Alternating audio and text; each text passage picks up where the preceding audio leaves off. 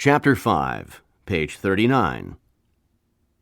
When you think of an anthropologist, you probably think of someone who goes off to study a community that is far away and often very remote. That may have been true for anthropologists in the past, but things are changing. Today, while you still may find anthropologists who travel halfway around the world for their work, you might also be surprised to find one working just down the hall in your office. James Wu has a report. Thanks, Molly. Yes, it's true. More and more anthropologists are being hired to work in the corporate world. It started out as an experiment in a few major companies, but now it's become a big trend.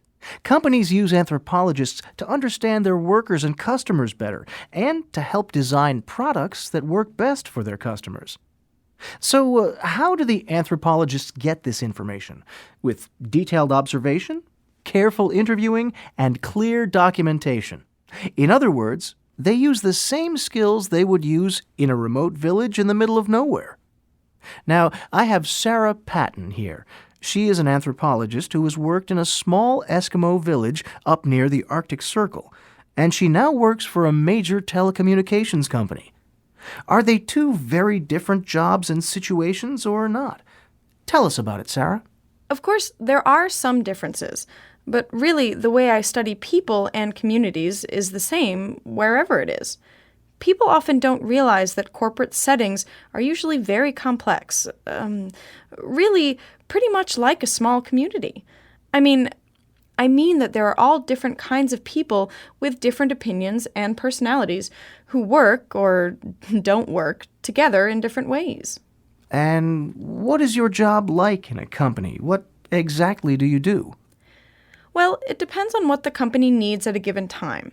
I've been working on a major project for a few months now, studying how workers interact in the factory. It's very interesting because management tried to bring in a new program to check quality, but it wasn't working very well.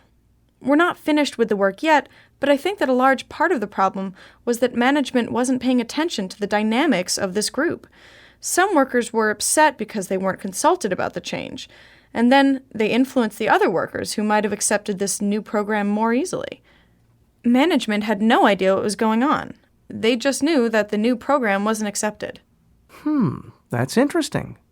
What other kinds of work might an anthropologist do in a corporate setting?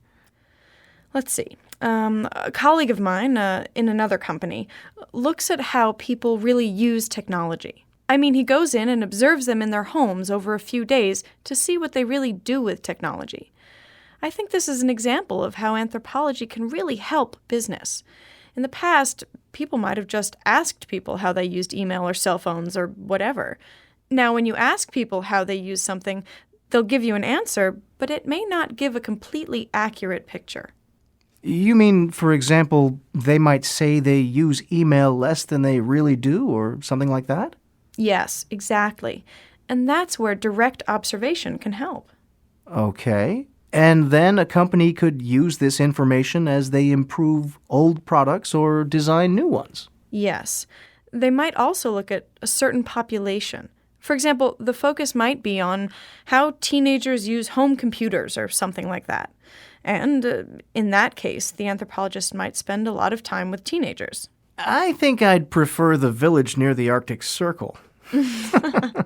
Seriously, this is all very interesting. Do you expect this kind of work to continue to be in demand? Yes, definitely, I do. I think the business world is only going to get more complex, not less. And as a result, I think companies will continue to need people who are trained to observe carefully. When I started out in anthropology, I never planned to work in the corporate world. But now that I'm here, I expect to be here for a while. Well, thank you very much for talking to us. Back to you, Molly. Thanks, James. I guess this means if we see someone with a notebook in the back of the office watching us carefully, we shouldn't worry.